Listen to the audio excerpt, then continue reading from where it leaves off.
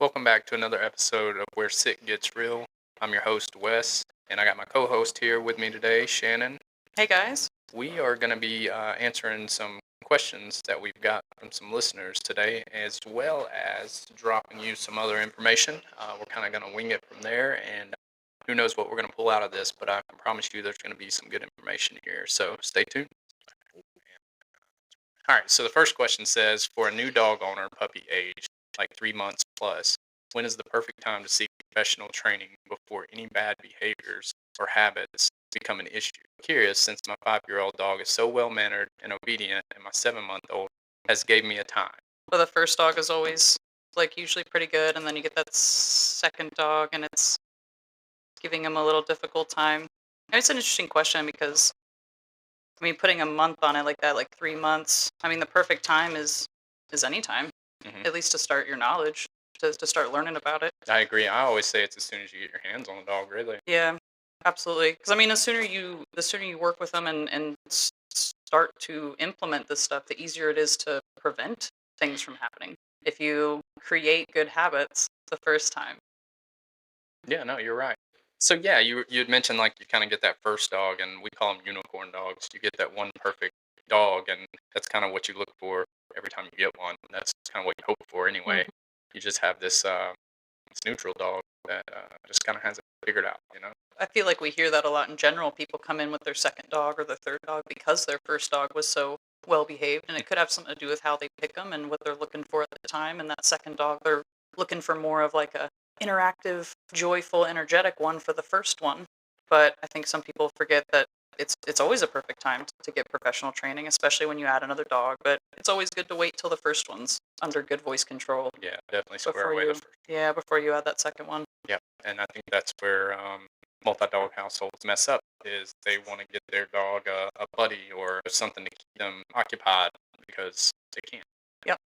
And it's kind of like a filler for the lack of training or clarity in the house. It's just kind of creating more arousal throughout the day, creating more freedom, and then that's usually when they give us a call. Yeah, Things get a absolutely. little crazy. And we'll speak on multiple dogs for a minute. I mean, I believe it is true that you get your first dog, and let's say you add in the second one, and the first one's not squared away. Well, then of course it's going to teach your other dog bad behaviors. It's like kind of, hey, welcome in. Let me show you the ropes. And if your other dog's kind of nut basket, that makes you think Hmm. your second one's not going to pick up on some of that. Not necessarily saying, not really saying that is all the time thing, but you can definitely have. That, yeah, they'll feed on their energy for sure. If your first one's hyper and your second one's not, they just read energy, and depending on how you handle your pack, they can kind of run with that, and it just kind of gets rehearsed and keeps getting worse. Mhm. And create other habits that way. So question number 2 is, do breeds make a difference in training? Yeah, I mean, breeds. If we're talking about breeds, there's different types of them. Anybody can go on AKC and see where the dog comes from. If you've got a purebred, of course they're going to be bred for certain jobs, and theoretically we should be looking for dogs that match our lifestyle, which you can kind of judge based off the temperament of certain breeds if you're interested in it. Yeah. Again, it's definitely going to be different if you have a working dog or just a low energy dog. But even within the same breed, you can get different ones. So just temperaments change even within the same breed. And I think it's tough to look at dogs and kind of make that cue because I think, or make that call because most people are going off of what their emotions want out of a dog. Usually it's the cute one or the shy one or the crazy one Mhm. instead of a breed that matches their lifestyle paired with a temperament. It's also going to match their lifestyle. But if you get a breed and don't research it, or she can run into some problems there and not be able to fulfill it. But yeah, a difference in what that question said she was talking about, either, like a Chihuahua mix or a healer. Those are two very different breeds with very different training requirements Mhm. for sure. Absolutely. Yeah, essentially they all understand communication the same way, but you've got to make sure you can fulfill that breed you're getting with the lifestyle that you want. And I think we see this all the time. A lot of people get dogs or breeds that they don't realize have this genetic predisposition and then realize how much work goes into it. Yeah. That's a good question. So speaking on that, since we're kind of on the subject, let's talk about selecting dogs real quick. Like I see that being one of the, I wouldn't say the major problems. It is a major problem, but you got to research these breeds before you get them. You got to really Mhm. truly understand. There's breed fulfillment. Are you going to be able to meet that dog's needs of that breed, the breed's needs anyway, as well as breeders. I mean, there's some great breeders out there. There's some not so great breeders out there, and some of them find are in it just for the money, and those are the ones you got to be careful with because they'll let anybody buy that.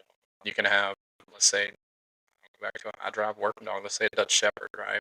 And then you have the 7-year-old lady who's always had shepherds and loves them, but she got that unicorn dog we talked about earlier, Mhm. and the breeder's like, "Yeah, I'll sell you one," and then they sell them I think that's this monster, right? yeah. And it's just going to destroy everything they have. It's going to give them a run for their money. It's going to be jumping on them, scratching them up, biting at them, nipping at them, hurting them. And why is my dog doing this?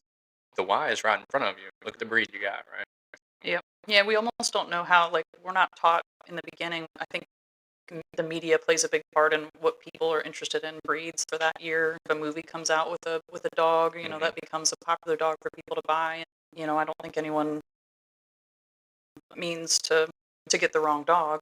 I think understanding that there is such a strong difference, like a strong urge with some of these breeds, because we work with a lot of working dogs and, Hmm. and high drive dogs and protective breeds, and I'd say we see it a lot in those and like your herding breeds, people that get herding dogs like Aussies and Border Collies and sometimes even Corgis or German Shepherds, and they get them because they're cute and they love the breed, but what are you giving that dog to make sure they're fulfilled? Hmm. It's not enough to keep that dog in your house and just love on it like it's a companion. Most of those breeds aren't bred to be companion dogs.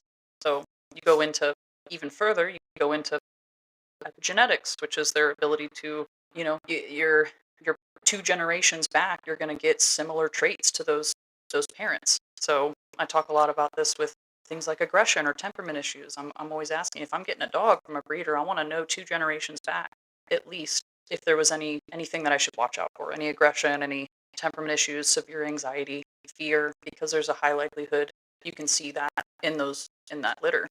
And I think when you just pick a puppy and you don't ask these questions, you don't, take time to know the mom and dad, I mean, genetics are strong and Hmm. it's in that breed, but you can get such variances in the breed that even in a litter of border collies that I had two that were good for pet homes, but I had two that were absolutely, I didn't want to recall. And I had people interested in them, but I did not go through with it because those dogs need to be fulfilled. They Right. can't go in a regular home when they have strong drive Yeah. and strong urge to work just because you think it's cute and just because you want a companion dog. Yeah. So And it's like our Malinois.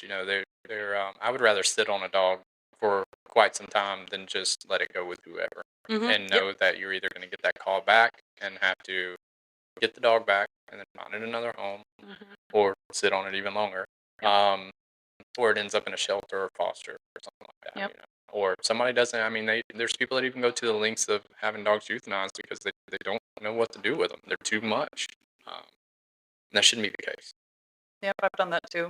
A couple dogs that I turned down a lot of people for a couple of the dogs that I had out of Buffy's litter, just Hmm. because I heavily researched or I heavily interviewed these people and I wanted to know if they could handle them, and it definitely, those are what advanced dogs. So advanced dogs need advanced owners, or at least owners that are willing to learn the knowledge to be an advanced handler. And if you don't want to, then go find a pet breeder or a companion breeder that specifically has the last 2 generations of dogs that are very chill and relaxed, because it's likely you're going to get a dog that is going to match that. Yeah, yeah. So, moral to that story is make sure when you are looking for dogs, and you've got a specific breed that you're interested in, obviously do your research. That's a given. But when you find that breeder, don't be afraid to ask questions. I Hmm. mean, if they're a good breeder, they're going to be knowledgeable and they're going to be able to answer most of all the questions you have. So make sure you see the parents if possible. The parents can tell you a lot as well. Their behaviors, their temperament, how they acted when you were introduced to them, and how they are if the puppies are with them. Pay attention to how they are with the puppies.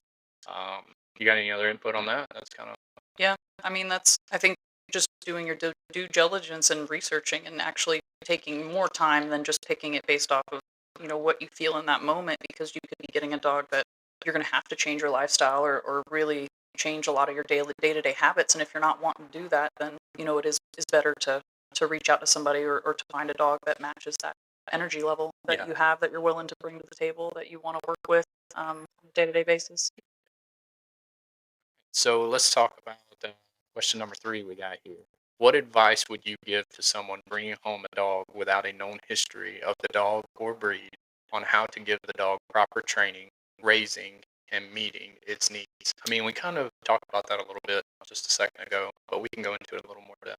Yeah, I mean, it sounds like she's asking like if they're bringing home a dog that doesn't have it's hard to tell what breeds it is, like your average mutt maybe that how do you know what their genetics is going to be predisposed to, Absolutely. or how do you know how to give that dog what it needs? And I Yeah, think for me, you can figure that out pretty quickly. Even like in an eval, we can figure out does this dog have prey drive? Does this dog want to fetch? Does this dog want to chase movement?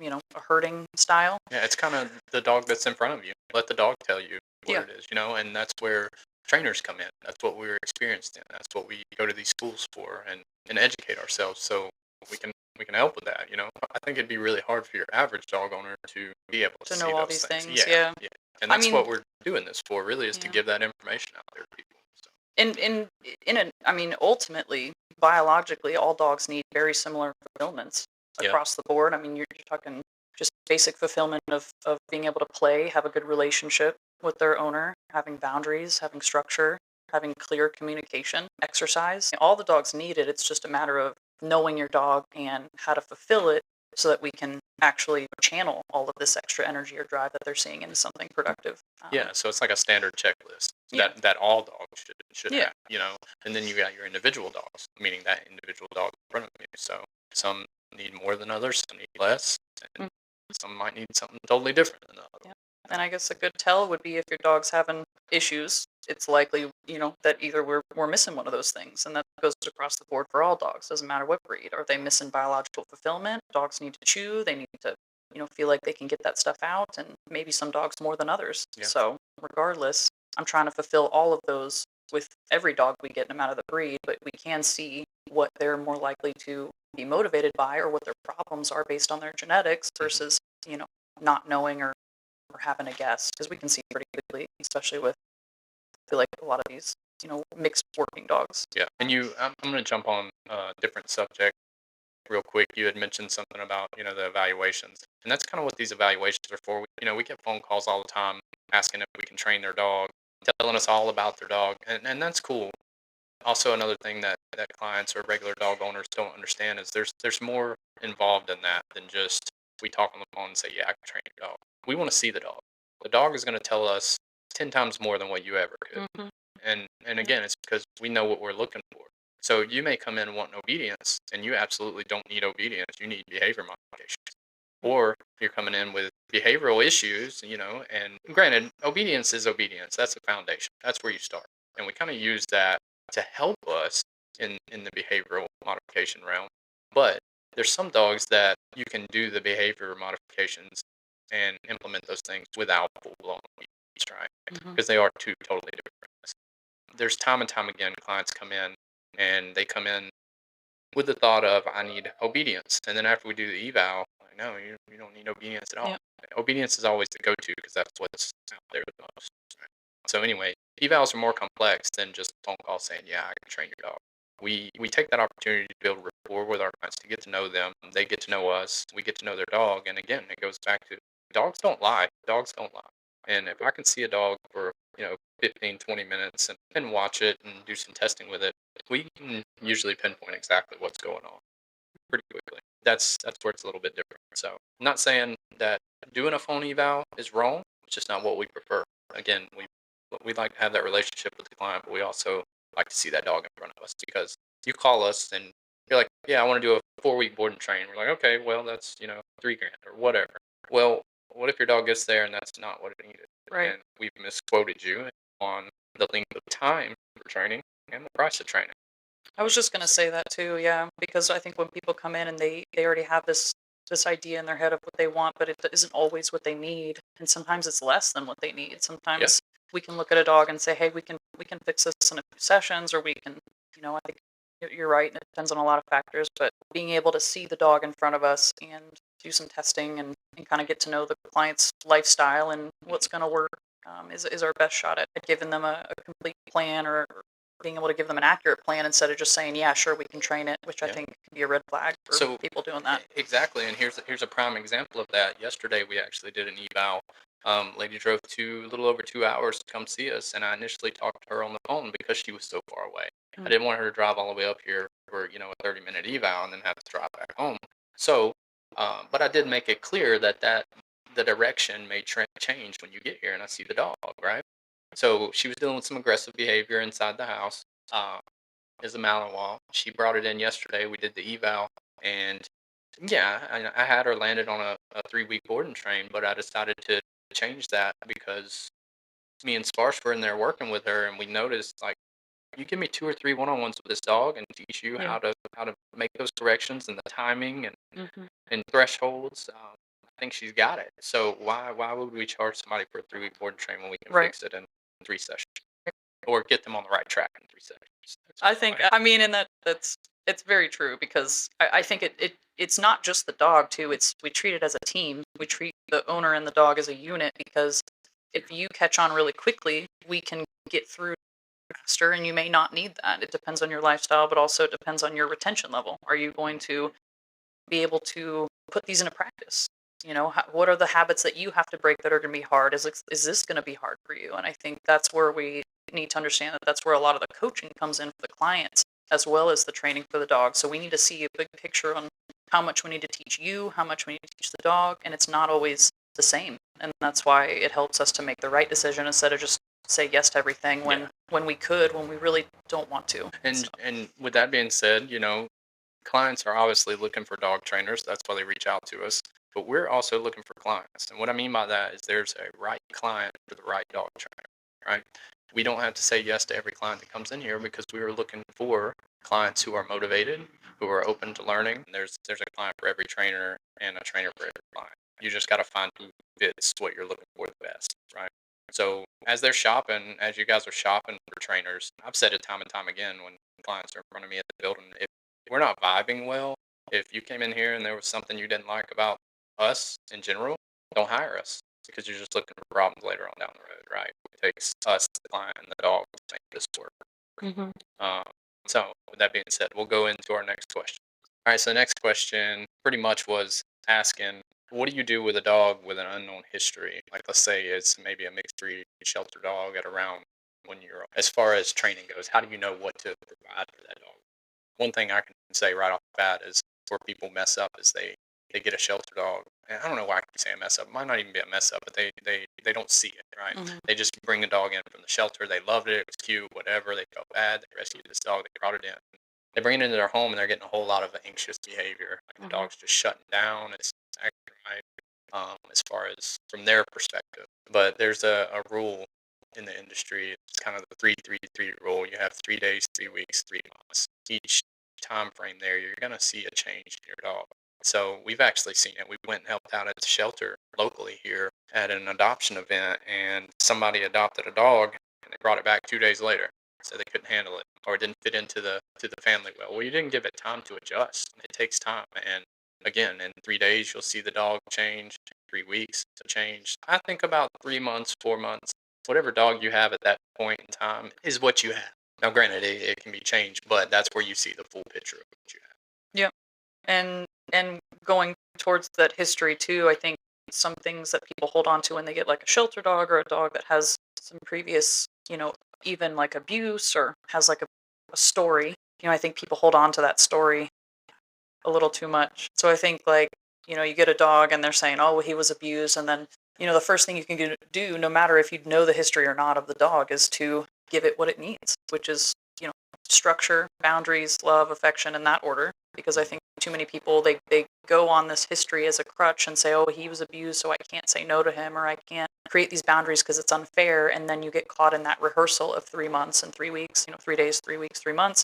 And they have time to practice that because you felt too bad to reinforce basic boundaries, which is actually the easiest thing you can do is the first time you get a dog. Yeah. The day you bring it home, to just go ahead and reinforce what you want and teach that dog what it is from the get-go. And I think people just want to give too much freedom too quickly because they're basing it off the history of the dog and they feel bad. And The history of the dog and human you know, emotions. Yep. If we let so emotions step in there, we start to mess up a lot of things. We got to look at them what they are, and they are animals. They are dogs. Granted, you can love them, you can give them a good life, and you can show them leadership and structure and boundaries and clarity and all that good stuff, and still love your dog. I mean, you do it with kids. And and the saying that I have too with things like that is anything left unchecked will get worse. If you don't address things thinking it's just this cute little behavior or something that's their personality trait and you don't address it, dogs are smart and whatever they've learned is reinforcing on their own. It's going to keep getting rehearsed and keep getting worse. Mhm. So you think dogs grow out of things when you first get them, but they're going to grow into them.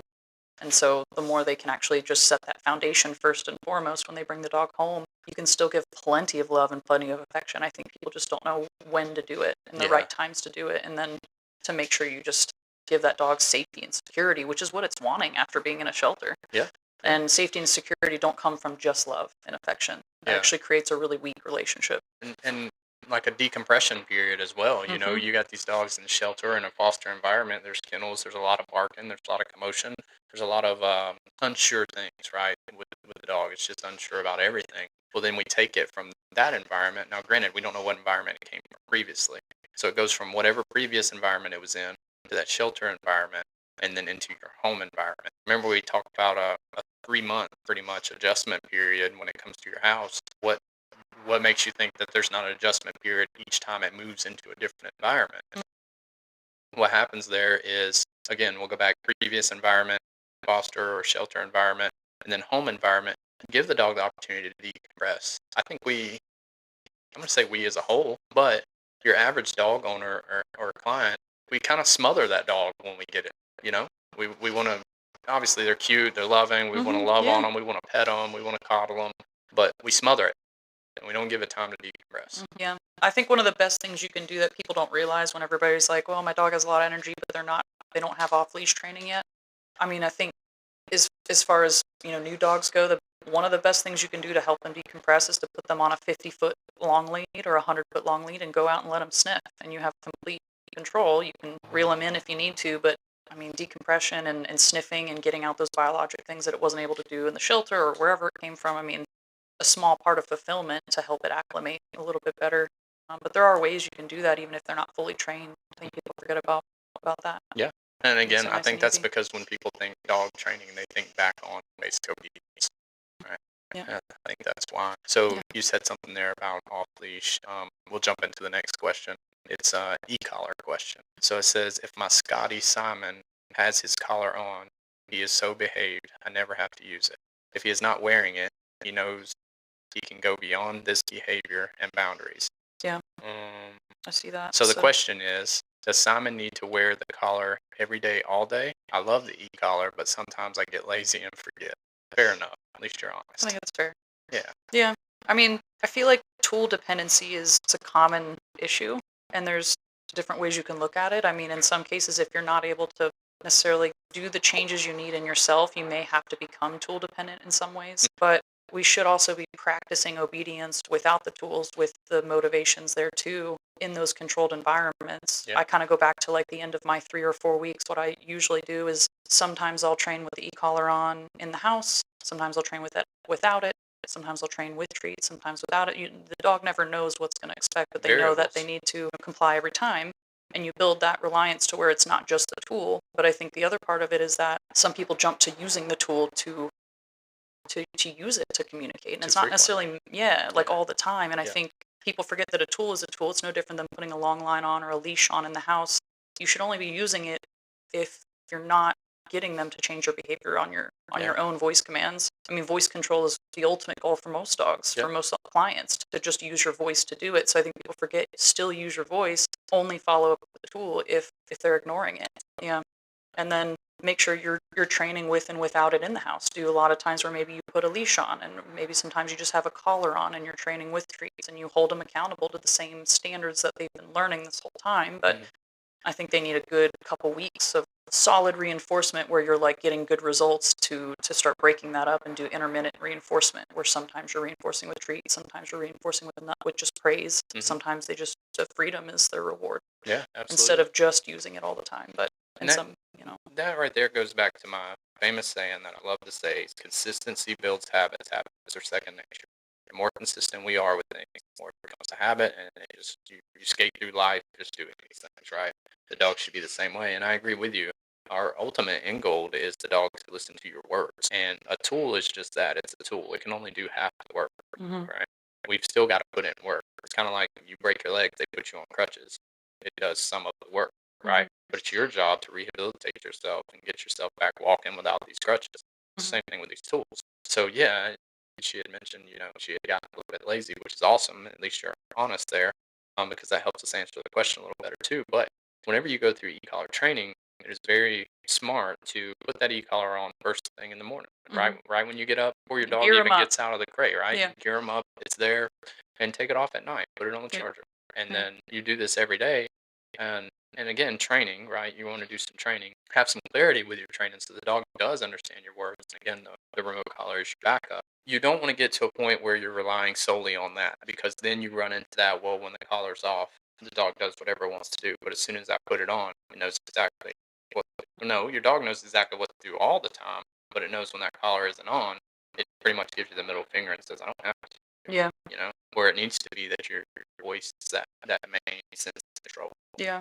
I think I think people do get a little too dependent on just using that and forgetting to actually communicate and try to step in and interfere like you would a toddler Yeah. instead of just rely on a button. Go in there, use different forms of pressure to communicate. Spatial pressure. You can Mhm. shoo a dog away from the trash can. You don't have to stim them. You don't have Yep. to do those things. If they're not listening, you go and physically get in front of them and just kind of tell them to get out of here, to knock it off. And I Yeah. think people just stand there, they don't know what to do, but there's lots of different ways to reinforce your words by using different forms of pressure, and then e-collar is just a different form of pressure. It's similar to leash pressure. It's similar to your voice, which is also pressure. The Mhm. higher you raise your voice, the more pressure you're putting on that dog. That's right. So pressure across the board, if your dog understands this in different forms, you're not going to necessarily need to rely on one form of it, because you're able to use different ways to communicate with that dog. So where it's not just relying on that, it's not just waiting for you to control it. And that's what I think, a lot of people just get in this habit of doing with that. Yeah. I totally agree there. It's a good question. I think we That get is a this a good lot. question. We do get that a lot. Yeah. Even during the eval or after training on, let's say, pickup day, the main question is always, well, will my dog always have to wear this? You're gonna find that your dog's eyes should light up when you bring that collar Mhm. out and put it on them, Mhm. because that collar should mean freedom. Freedom and play It and should not fun and it should not all that stuff. necessarily mean punishment, right? Right. And you're Right. exactly right. The fun, Right. play, the freedom. They should look forward to that. Yeah. Absolutely. But going with that is you put it on and you're going to find a day where you'll never have to touch that remote to that Right. collar at all. Right. Your goal is to not have to use it, Yeah. because if you use it correctly, it's just an absolute backup, which becomes your safety net in Mhm. essence, because then that's what gives your dog that off leash freedom. But if you find yourself in a situation where you happen to need to communicate with them, you have an easier way to do it, but you don't. In most circumstances, the goal for me, if you're receptive to the training, you change your habits, you apply structure and boundaries in your house. My goal for most people that want to is to get off of tools and only use them when they're in areas where they feel like maybe it's a safety issue. But some people, I think, are going to need to use them if they're not willing to make those changes in the house and they still let the dogs get away with stuff. I mean, it all has to do with their day-to-day habits as well as having that e-collar on. Mhm. Because there's lots of ways to teach your dog how to be, okay with communication without having to use that all the time. Yeah. And let's face it, there's dogs out here that are smarter than other dogs, right? Hmm. There's some dogs out here that are manipulative. Yeah, that's how you say that. All right. So there's some out there that are that way, just like humans, right? Where I'm going with this is, do like the fact that she said I get a little lazy sometimes. But if you expect your dog to be consistent, you have to be consistent as well. Because when your dog finds that loophole in the system, they're going to take advantage of it. And then it Right. makes it that much easier to take advantage of it next time. They don't Yeah. take you as serious. Right? I mean, and if you are consistent about it, you'll see that you won't need it as much. And pretty much like in a 4-week board and train, we're not relying on that by the Yeah. end of even the 4 weeks. So there might be some holes or some, flaws in the training itself or in the day-to-day habits that you have with your dog that may be also helping them feel like your voice doesn't have value or you're not as relevant unless that collar's on. But it Mhm. applies all the time, and you realistically want to practice those things and not have to use it as much. Yeah, no, I totally agree there. All right, so it looks like we kind of got a similar question now about the prong collar, more or less. When the prong goes on, the dog's good to go. When it comes off, it's no. Yeah. Yeah. I think it depends on the dog. I mean, I think if your if your dog is a huge dog and uses weight and you're not as physically able to even, kind of guide your dog with the leash, you're going to struggle with that. But pressure is pressure. And I think for me, as I'm training dogs too, when I'm using these tools, I'm constantly going back to just putting that leash on the flat collar sometimes after 3 or 4 weeks, because pressure is pressure and they should understand that from anything that you put on. So I tell people, like, your goal would be, once they understand what pressure means, how to come off of that, how to respond to it in positive ways where they get more freedom out of it, you can use other things. You can go back to your regular collar, because when you apply the same pressure, they've had a long consistency, a long history of complying on pressure. So this just becomes automatic. Yeah. So I could even put a harness on my border collies, and I could just kind of pop the harness in the same way I would pop a leash, and they're going to see it the same way because they've had a consistent pattern of responding positively to this. And that means in no time did I give them extra freedom before they deserved it. I'm doing it long enough to where they build this just habit, just like you said, consistency in these habits, to where then I can trust that they understand the point of pressure, the point of the communication to begin with. And that can be applied in, like I said, any spatial pressure, verbal pressure, leash pressure, e-collar pressure. Yeah. They're all learning how to turn it off. And I believe that goes back into the relying on the tools too much. Tools are a good thing. They're Yeah. great. They can Yeah. put you one step ahead if need be, and they're there as backup. But again, it's Mhm. backup. Any Yeah. tool that you use should be backup. If we rely on solely the tool, then yes, you're going to get exactly what we're getting in this question. That's where you have to mix it up a little bit, and you have to do some. If it's the prong collar, I'm guessing it's leash walking stuff, right? Mhm. Because that's about the only time you're really going to use a prong is if you're connected to that leash and you're walking. Let's say it's a strong pulling dog and the dog's just pulling through the pressure of the e-collar. You're probably not using the mechanics of that tool Mhm. properly, or your timing is off. I was just So, about to like say I know with a timing. prong, if the dog's in 4 foot in front of you and they're pulling, they're just going to pull into it. There's Mhm. nothing there, you know. So that's why, like you said, the popping with the harness, kind of tapping the harness with the leash, popping, you're getting a response there, just like you would at the prong whistle, Yep. because that's how we properly use that tool. But it would also be wise to do some directional training, what I call directional training. And you'll find if you listen to us enough, I don't use a lot of technical terms, sciencey mainstream terms in dog training. I talk to you with clarity so you'll understand what I'm saying. I don't want to have you Googling what was that word, right? But I call it directional training. We put the dog on a leash and we just swap directions. We don't walk in a straight line all the time. Mhm. We'll make some left hand turns, right hand turns. We'll do some circles. We'll do zigzags. I'll make what I call square. Make left hand turns until you complete square, and then make right hand turns until you complete square. Figure eights. You change it up because ultimately, what this dog is going to eventually do with your timing being correct, rewards, and all that kind of stuff. It's going to start looking to you more and saying, well, every time I got my mind made up and I'm going this way, I get yanked this way. Yeah. It's because the dog's not paying attention to what you're doing. They're in Yeah. their own world. They're, you know, Yeah. I do it too. I call it a form of like circle work, which is common in horses, yeah, where they're just walking in a circle. So instead of a straight line, which dogs don't, they don't, you're just going to allow them to reinforce. And I think it's pressure. You get your dog, you feel that pressure, you're walking in a straight line, and you give that pop like you were taught to, and it's not working. You got to turn around. yeah, You got to remove the reinforcement, which is to keep going in that same direction. And I think the timing of people feeling that pressure and being able to come off of it takes practice. Leash management takes practice, and that's why we have them work this in their lessons. To, you may seem like you get it in one rep, but it's a habit you have to build where you're feeling the pressure and you're like, hey, I gotta actually handle this, and yeah.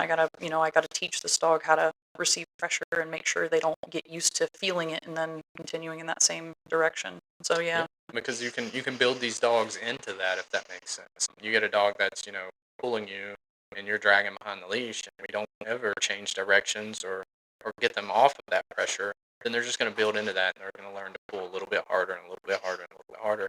Sparsh used to always say something that's pretty cool. With some of these dogs are like athletes. You go for a mile run with your dog every day, and it doesn't get tired. Well, that's why you build this dog up to be able to Endurance. endure Yep. running a mile every Absolutely. day. So now you're looking at 2 miles. And Fully then when agree. you get 2 miles, now you're at 5 miles. Fully And agree. now you're hooking it to the golf cart riding around the block because you can't keep up with your dog anymore, I feel like that's actually way more common than not, as people wanting to give more, more, more, and let them keep building up endurance, thinking that's going to wear them out when they actually need to do less, less, less. They Yeah. need more neutrality. They need more like how to be calm in public, not Hmm. how to meet everybody. Yep. They need to know how to just lay down with you and watch people at a park.